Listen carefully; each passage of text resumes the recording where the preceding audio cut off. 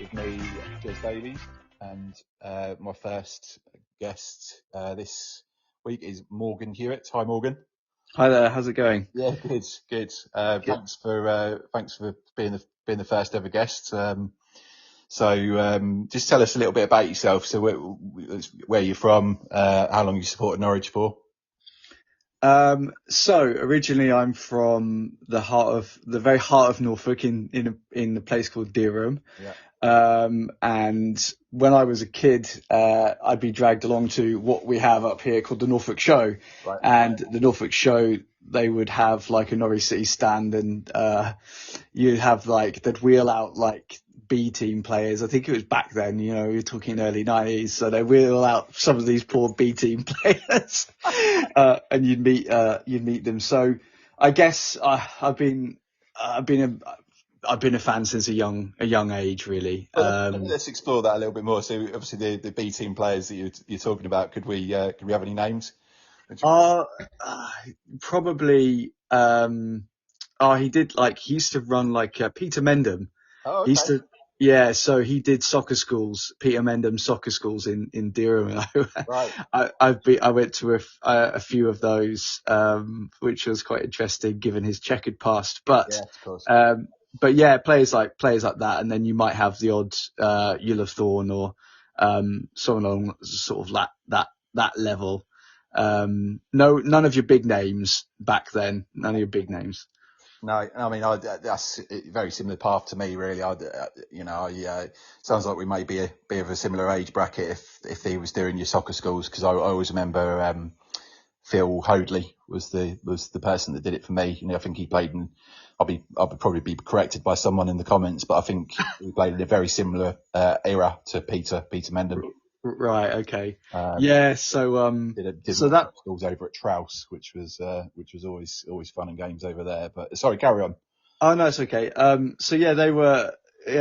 So it's been a while. It's been a while. But I mean, as you sort of life gets kind of in the way, and you find yourself looking at different things at points in your life, and then you go back to football. It's like a love you can't get rid of. Oh, as hard as you try. Yeah, no, I think that's a fair comment there. I mean, sort of diving straight into sort of some of the questions that I posed to you. So, what would be your most emotional game that you've watched as a fan? I would probably say it was that sort of weird that 5-4 loss against Liverpool when we had Alex Neil and Seb Basong scored to draw 4. It was 4-4. I think Basong only ever scored 2 goals for Norwich in his tenure. I looked that up the other day. That's why I know it. I know that boring fact.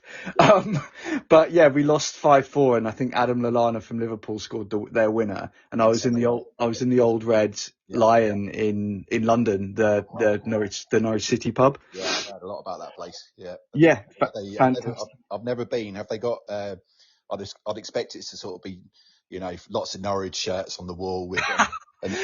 It's subtly done. They've got a centenary kind of neon sign at the top of behind the bar, and a few flags here and there. But Damien, the owner, really great guy, and I used to go to the Old Red a lot to watch games. And but that game in particular was just we were 2-0 up at half time. Yes, and I was like, this is looking good. We look decent, And I think after that season just unfolded and went south.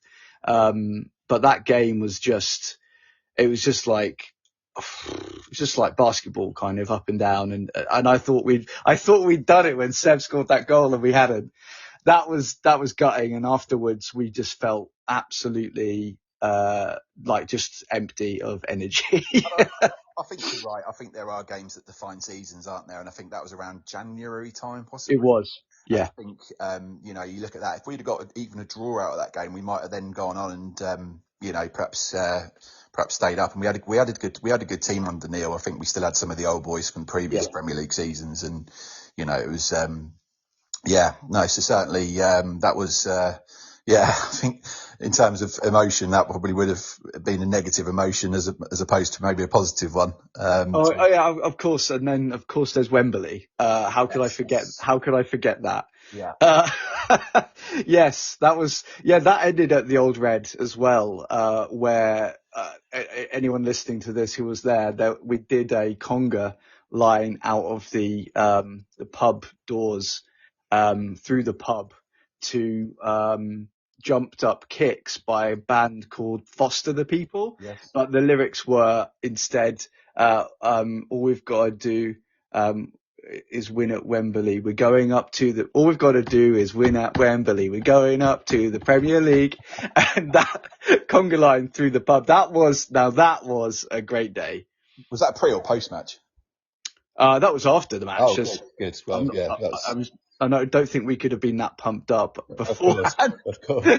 Well, it did help. It did help. I think was it the Middlesbrough the Middlesbrough bus arrived late or something like that. I can't remember. We stayed right outside the ground at the whatever the hotel is outside the ground. But I think Middlesbrough decided to stay a little bit further away, and then the bus was delayed. I mean, this don't quote me on this, but I believe that was the case. And kind of again, we had a very quick start and took the game by the scruff of the neck, really. And as you say, sort of, was it Russell Martin right near the end had a chance or block one off? We certainly blocked one off the line. I remember that. So, no, good. So, moving on then. So, who is your all-time favourite Norwich City player? That's a tough one, isn't it? Yeah. You can name a top three if you like. How about that?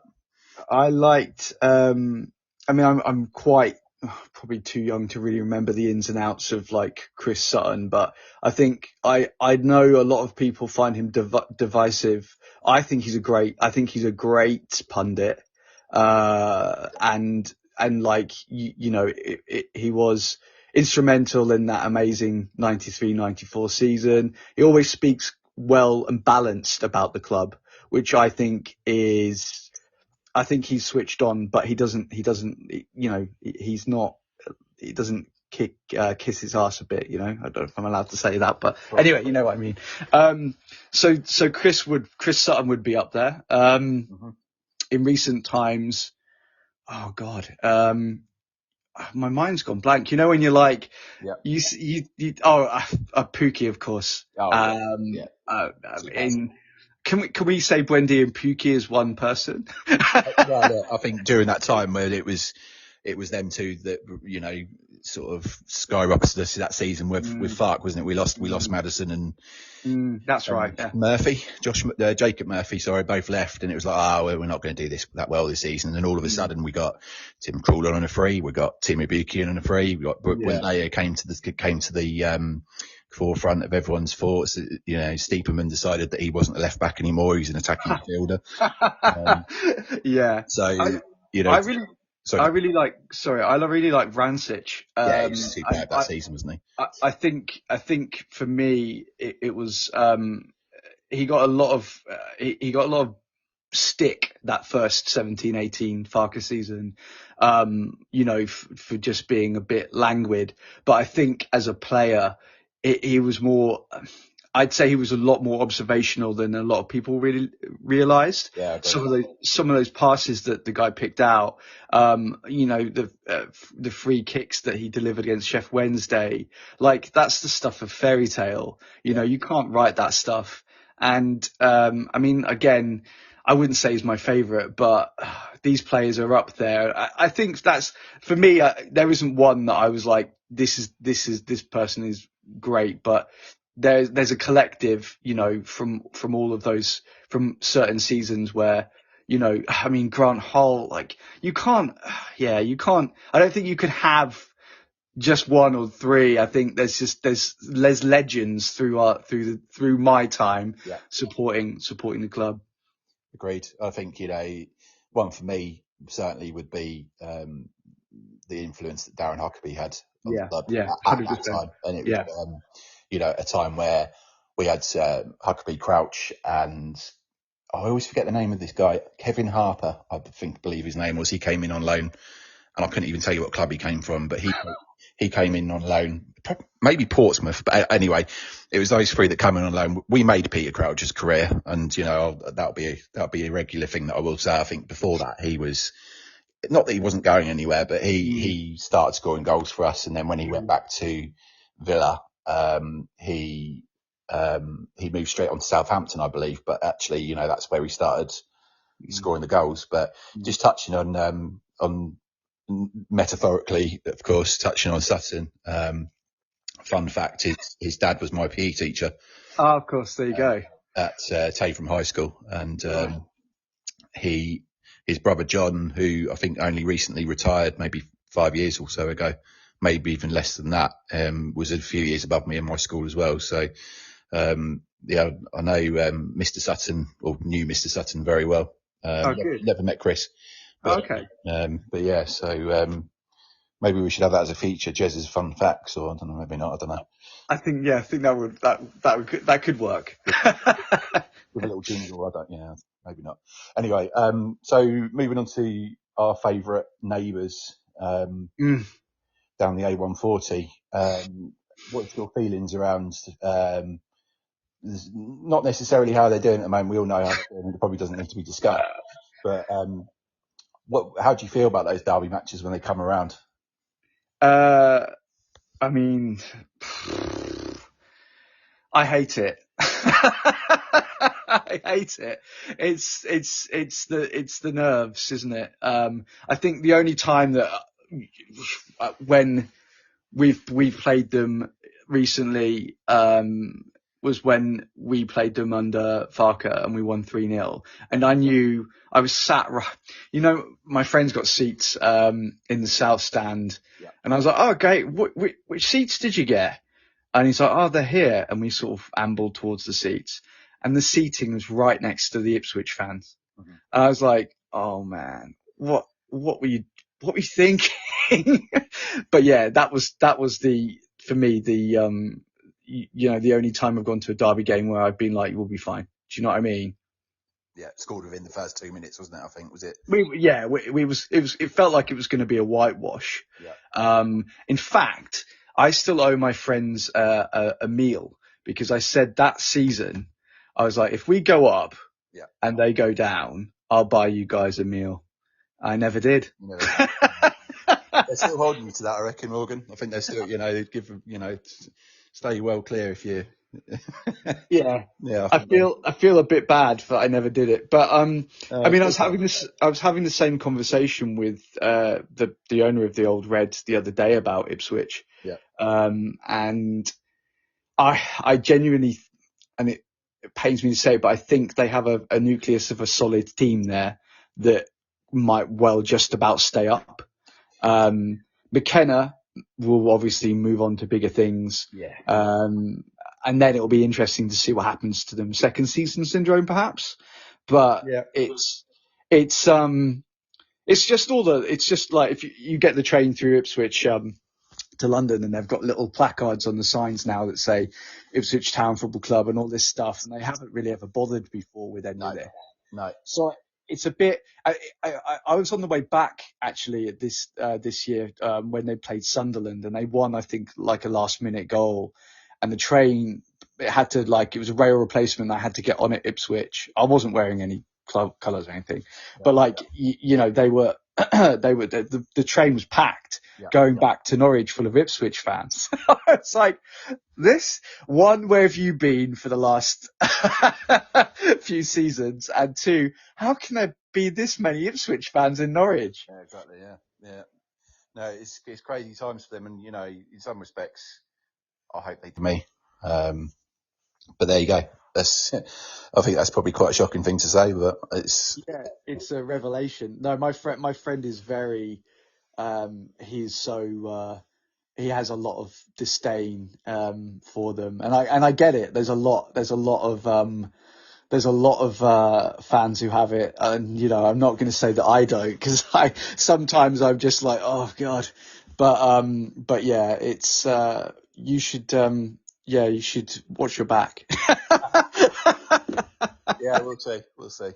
Hate you from both sets of fans, but yeah, here we are. Yeah, so moving on then.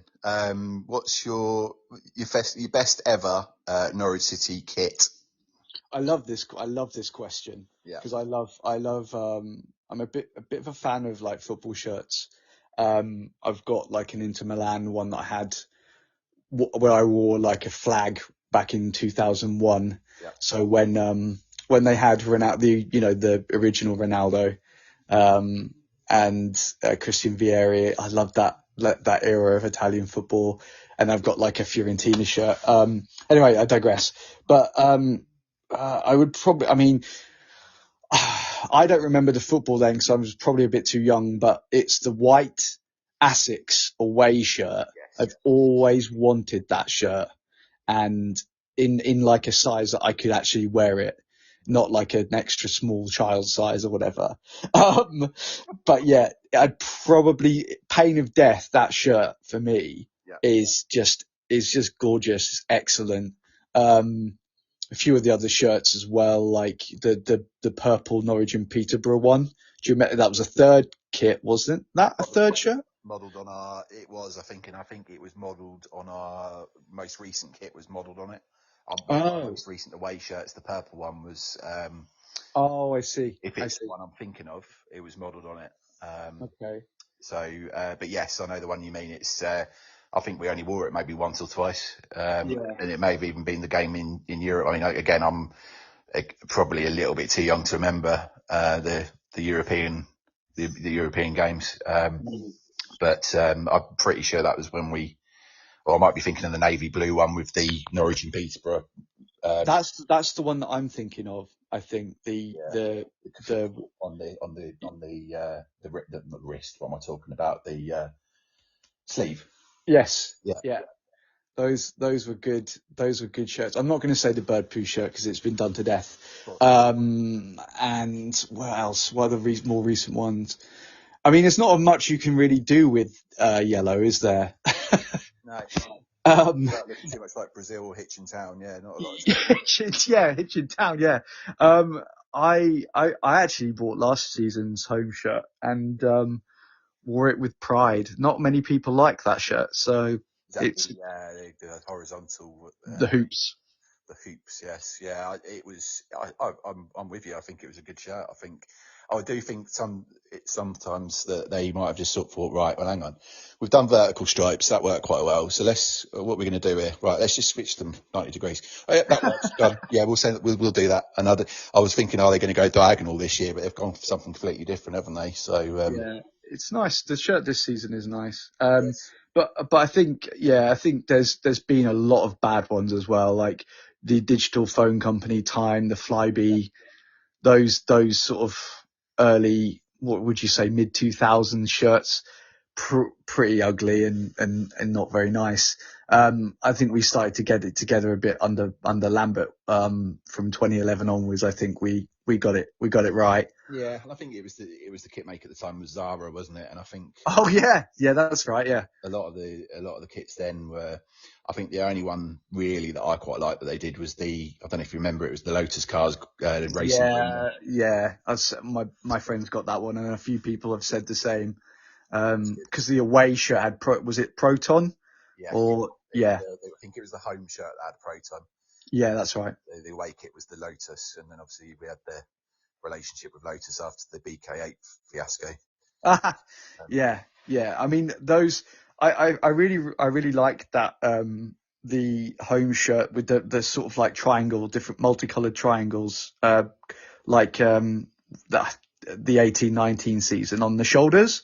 That was a lovely shirt, but was ruined by Leo Vegas logo. Yes, indeed. Other betting companies are available. Yeah. So anyway, your biggest sacrifice you've made to watch a Norwich game? Um, my mental health, I think, isn't it? I think that's the kicker, isn't it? Yeah. Just general mental health. I mean, like I've been fairly young, free and single, so I haven't really had to kind of worry too much about going to see them play. Um, I mean, I know that's probably a bit of a boring answer, but I can't say I've had to travel like the length and breadth of the UK to, through snowstorms to get to see them. I guess going to Millwall is always horrendous. So yeah, that's probably not wearing colours, going through the main entrance and just hoping that no one sniffs out that you're a Norwich fan is probably the most dangerous time I've been to a game. I'd never done Millwall away Uh, until last year. how was that? How did you enjoy it? Yeah, it was. As you say, it's an experience, and I think when you're walking through those railway arches and you're seeing all the graffiti and the wall art up on the walls saying "keep out" and all of this, it's it's certainly you sort of one of those experiences, isn't it, that you do remember? I mean, I've as we discussed before we started the pod today, I've had the experience of following Luton, and Oh, yeah. quite a similar, not so bad, I don't think, but quite a similar environment there, really, in terms of how the ground is. It's so compact, it's so ancient, and how they turned that into a Premier League ground last season was nothing short of a miracle, really. Yeah, I think they had to. My friend has done like a Carrow Road tour, and he said that when we went up in that first Farker season, the amount of infrastructure changes that we had to do at Carrow Road to comply with the Premier League standards and everything that needed to be changed in the background. We spent a lot of money. The money that we have going up into, and I didn't know this, that goes into all of changing rooms into like conference rooms and all of this stuff. I didn't realize that kind of level of, money had to be pumped into it so it can comply to like, all the press conferences and stuff after the before and after games and things like that. Yeah. So it is crazy how this stuff isn't really out in the public arena. You don't realize that that's what goes on. And the City stand, we all know it needs redoing. And I think they spent a lot of money having to do all of that when we went up that time. But yeah.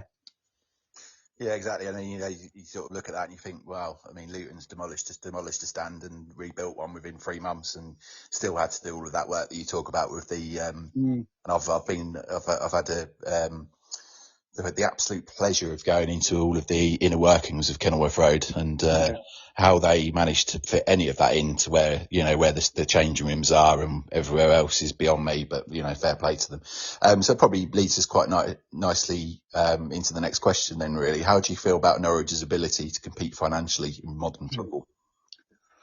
You've adopted a very serious tone of voice. I like that. I mean, business. Yeah. It's tough. I mean, I'm quietly satisfied with what's happened, I think, over the course of the last year with regards to, I'm going to call him Mark because saying his last name, it takes ages. Yeah. So the way Mark has kind of, has gradually taken over the club, I really hope that it means that we can, I think my friend and I had a discussion about this. I think the difference will be that we can now afford to go in for a player where we might have in the past not been able to. Say, like, if you cast your mind back a few seasons to when we were courting Aya, who went to Brentford in the end. I think we agreed a fee we agreed with his personal terms, but Brentford held out for like a couple more million. Yeah. And so we lost the player because we weren't able to fund that purchase by a few million. Yeah. So for me, that's the difference that Mark hopefully will be making. I don't want Norwich to be some faceless conglomerate football club, but I do want us to compete. I do want us to show up, go into the Premier League, get and not half-arse it. And I think the in the past, however, like we've had some really good chances over the past few seasons to make a fist of things in the Premier League, and we, for whatever, we got it wrong. And I think a lot of the times it comes down to the fact that we look for players, can't get the ones that we want, so we then have to make sacrifices and end up with players that just can't quite compete the same way. Yeah. I think, sorry to interrupt, I think we also take a risk in the sense that we buy players that are perhaps not as advanced in their player development. So we then either blood them in and, I'm trying to think of an example, maybe Solis. Yeah, Solis was probably one that didn't work so well for us, but we've brought players in the past that have then gone on, and we've then turned a massive profit on him. So someone like Buendia, I suppose, who we bought for a relative pittance, but then he's gone on to Aston Villa for 35 million. Yeah. It's like, they've had to take a risk on these players, because for every Buendia, there's a Solis, there's a Marcel Frank, there's a good knowledge. Me and my mate always play like this weird game called like random Norwich City player. Marcel Frank is one of them. Carlos Quella, you know what I mean? These top trumps, these players that you could never remember. Ignacy Miguel is another one. Adrian Leisure. But yeah, so I think just to answer your question, like I hope with how things are now that we can kind of just kick on that little bit further, and obviously have the academy looks. I mean, I saw that video. I don't know if you've seen the video from Sky, but the guy was showing our swimming pool technology. I haven't seen it, but yeah. It looks incredible, and he's saying this looks like Premier League standard, like facilities, and and with the academy conveyor belt. I hope it can kind of come together as a bit of a package, because I felt that although there was this really the sentiment behind getting the academy through in the past 7 years, and it worked to an extent, we still lack that cutting edge with money, and it wasn't, it was never really going to pay dividends, I think, relying on just flipping academy players. Yeah, and I think I just think it's one of them, isn't it, where I think Webber in his last year maybe shut the towel in a little bit. With signings like Duffy, Barnes. They were never the Stuart Webber style signings that first came where we're going to invest in the youth, we're going to buy players that are going to, as I said, turn a profit. But so, and no disrespect to Duffy or Barnes, but they're not those players. They're more experienced players, and whether that was the manager at the time wanted, and in fact probably was, because he wasn't playing the youngsters, which I think was the sword that he fell on in the summer. We needed a manager that was going to play youth, and that's why Forup's come in. But sort of to stick to the subject, yes, I think we can compete, because you're right. I think with Mark I'm gonna try it. I'm gonna give it a go. His surname Atanasio. Yeah, that's it. I think, if it's not, that is his surname now. And how you so with him coming on board with 2 or 3 other names that have been mentioned, which I've done some research on, who are multi-billionaires that have come onto the board as well. I say I've done the research, but I can't remember the guy's name. Anyway, Richard something. Yes, Rich. Yeah, he's got a very funky surname. It sounds like a brand of Hoover. Richard Dyson. It's not Dyson, is it? Well, he's from Norwich, apparently, isn't he? With the Dyson Chronicles. But no, I think anyway. So with them 2 coming aboard, we can now sign players that, if we know we're going to go down, well, it does matter if we get relegated. Of course it does, but the club's not at risk.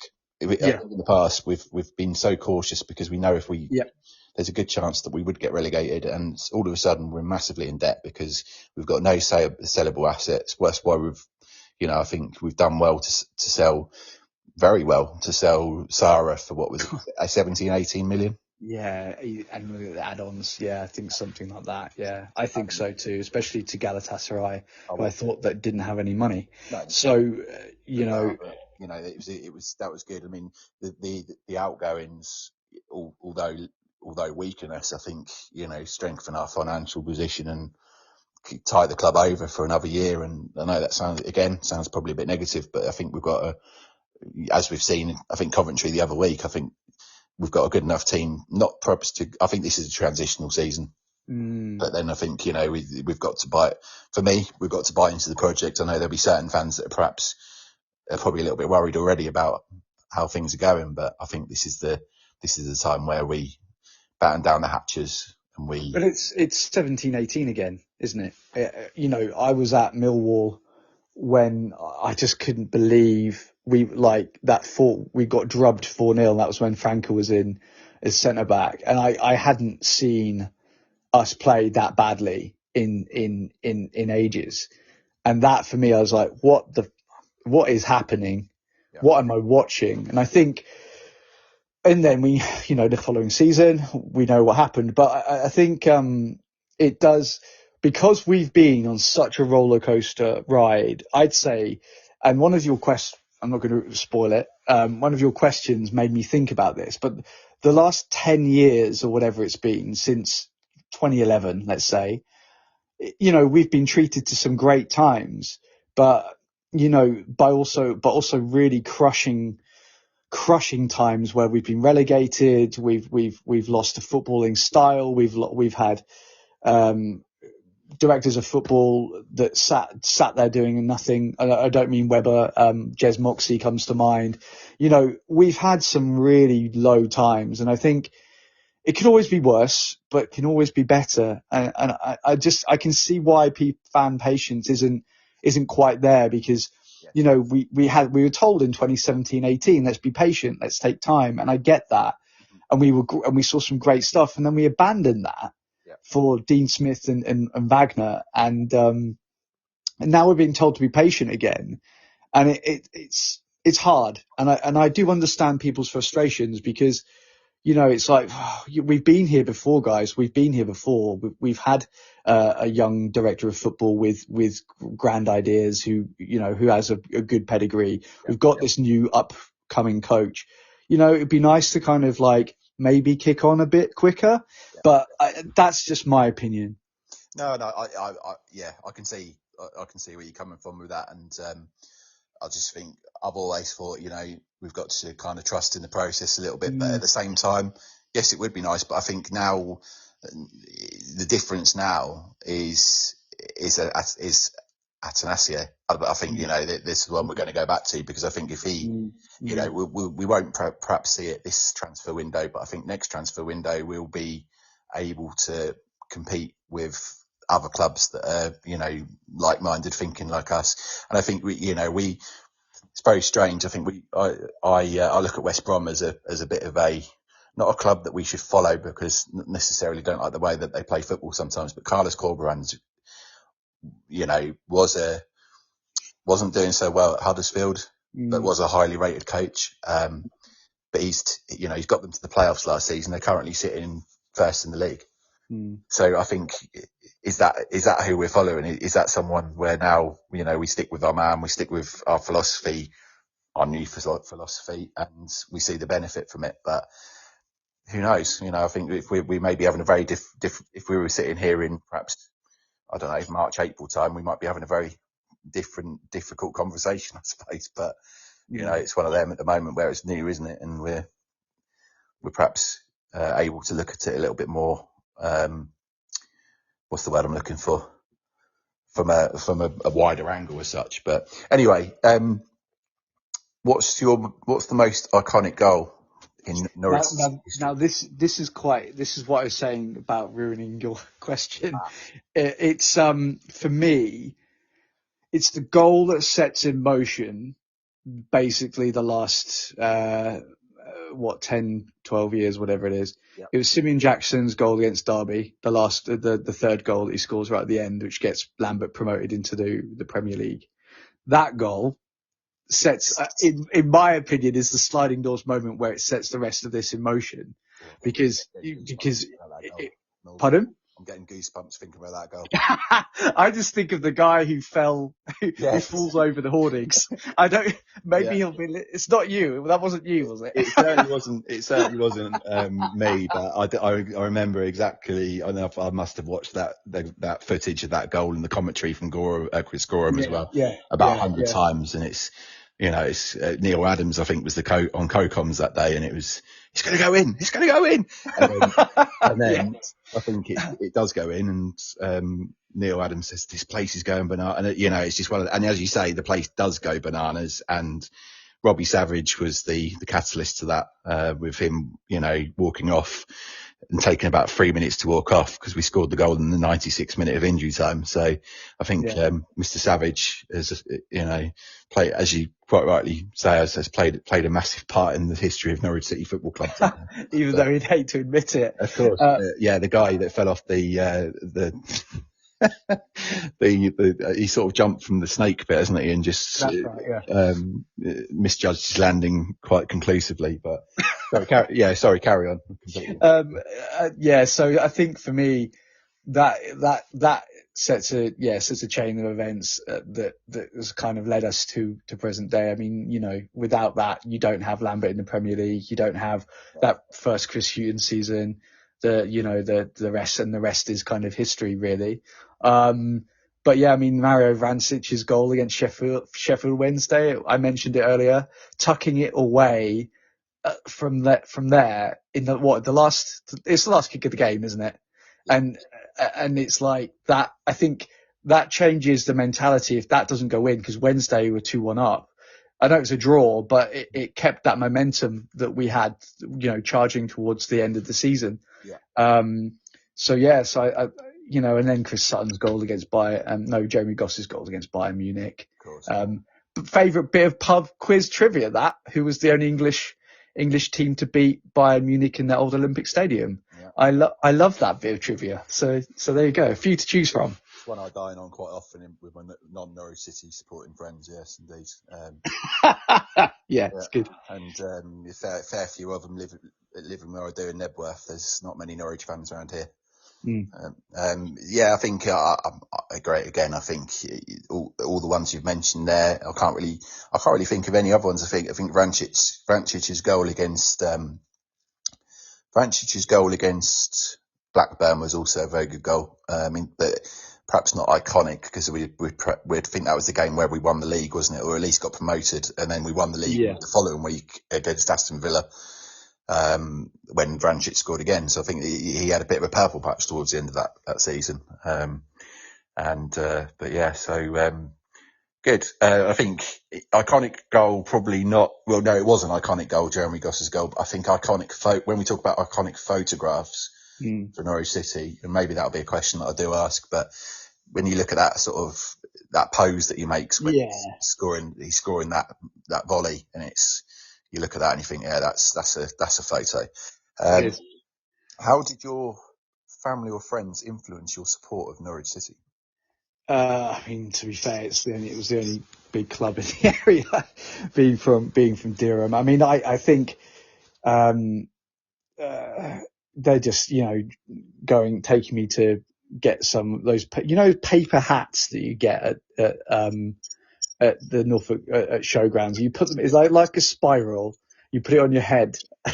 That was another piece of tat that I'd get free with my Norwich City goodie bag.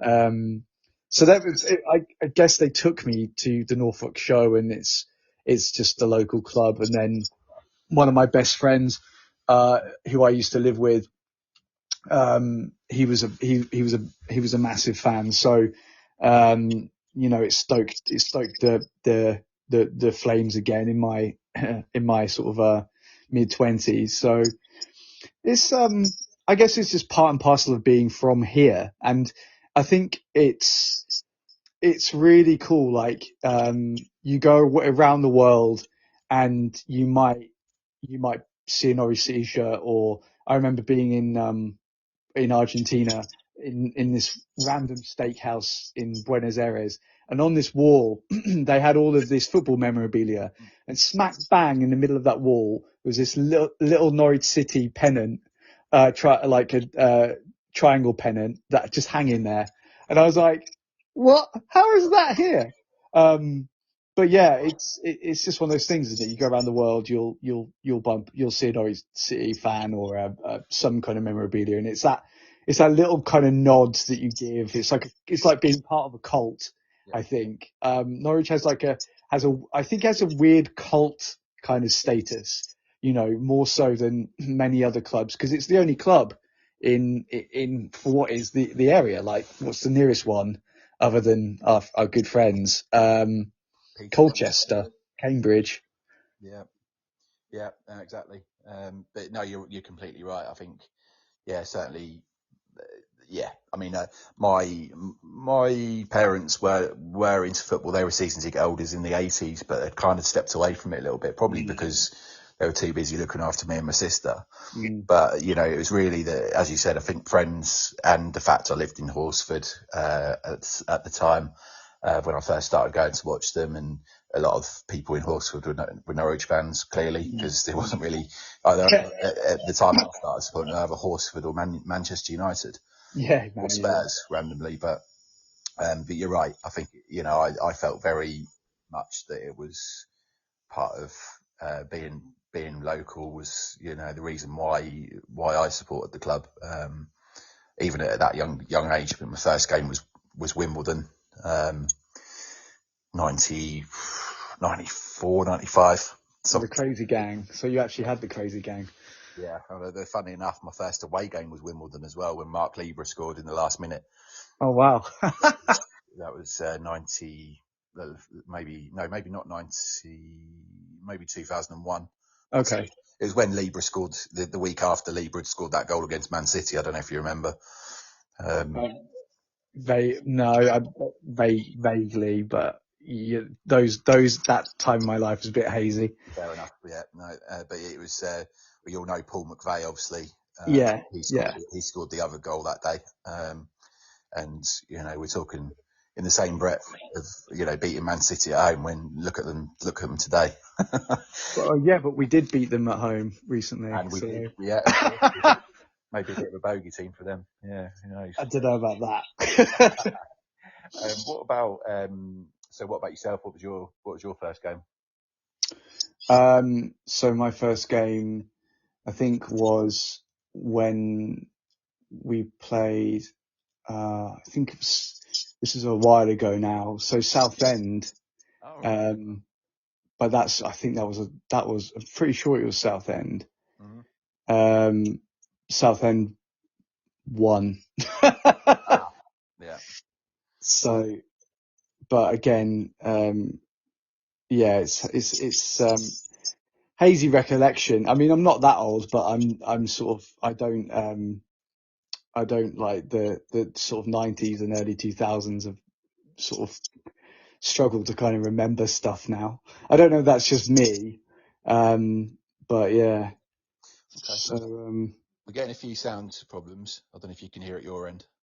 Is it me? I don't know. It may be. It could be me. To be honest, you're looping. You're feedbacking a little bit. Yeah. So we'll move on to the last question then.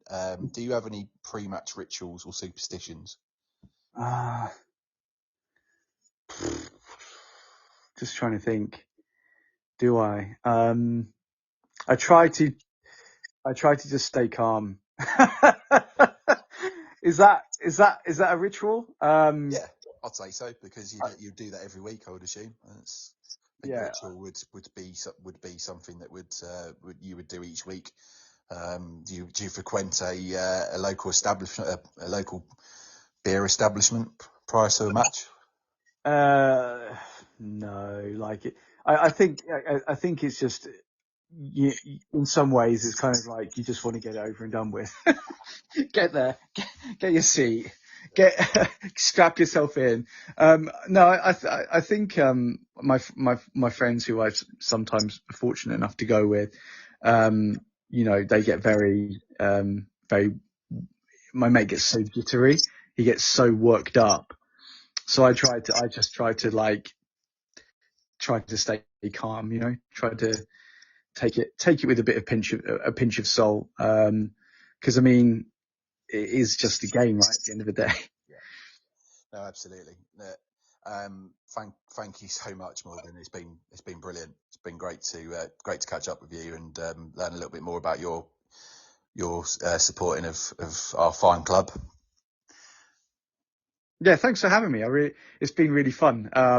Just hearing different perspectives and sort of different takes on it, but as well, like I said, I think we're going through a very interesting transitional phase of the club right now, and I think change will be for the better, but what that looks like right now, we can't say. So, it's been an absolute pleasure, and it's been a pleasure meeting you virtually, I suppose, if that's the way you call it. No, absolutely, and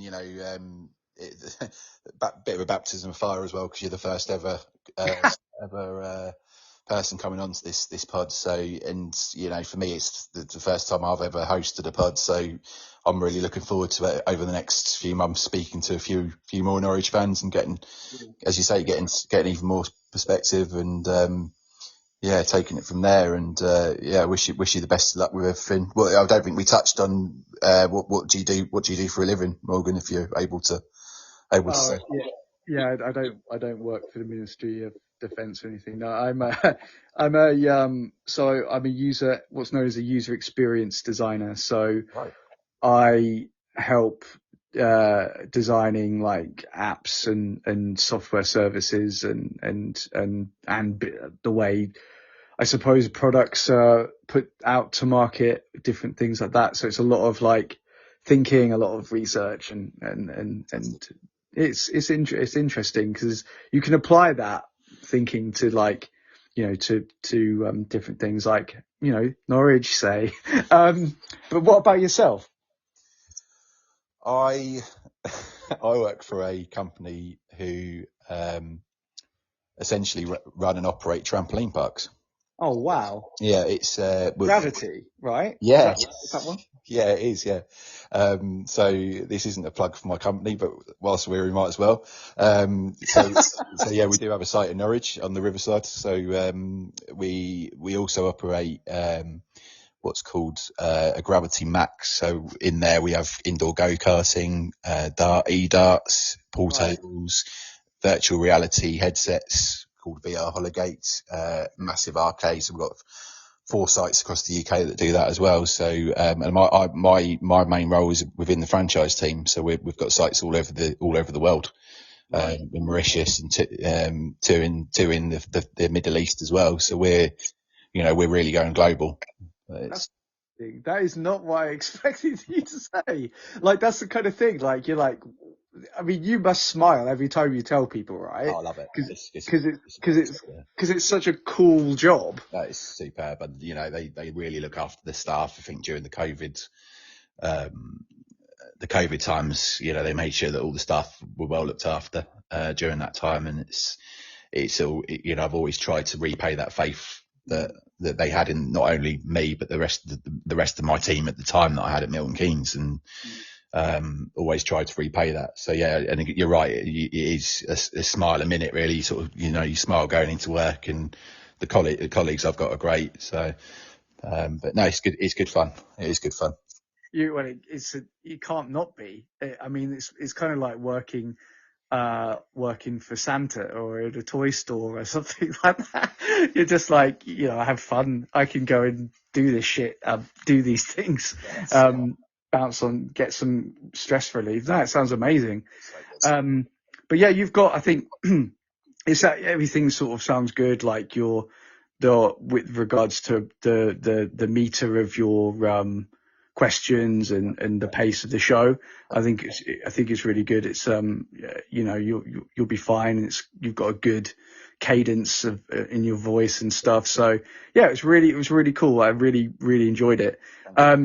So yeah, looking forward to hearing more. Yes, well, hopefully we can get a few more people on as well. We've already, from the message that I put out on the Pink, and we had about 10 people come back, which I was overwhelmed with, really. I think it's nice to see that people do want to tell their side of the story and talk about Norwich as well. So I think it's going to be interesting. And I'll be honest, I've never really seen that sort of fans perspective pods before, in the sense where you try and find out a little bit more about the fans as opposed to the club. Yes, we talk about the club, but for sure, because that's what we're all passionate about, right? But I think it's nice to hear a little bit more about that fan and where they've come from and why, almost. So, but no, that's kind of true. And I guess as well, like, you've got to have as a bit of a different perspective. I know that the Pinkin can be it can be a minefield sometimes, and so something like this is kind of probably a little bit more light-hearted, you know. Yeah, absolutely. Well, thanks, Morgan. And as I said, it was an absolute pleasure meeting you. Yeah. Please follow us on our Facebook and Instagram pages, Beyond the Barclay. You can also get in touch with the show by emailing beyondthebarclay@outlook.com. We look forward to welcoming you to our next show. But thanks for today. Thanks once again, Morgan. Yeah, no worries, buddy. Thank you. And great name as well. Thank you so much. And we'll catch up soon, no doubt. Goodbye, Cheers. everyone.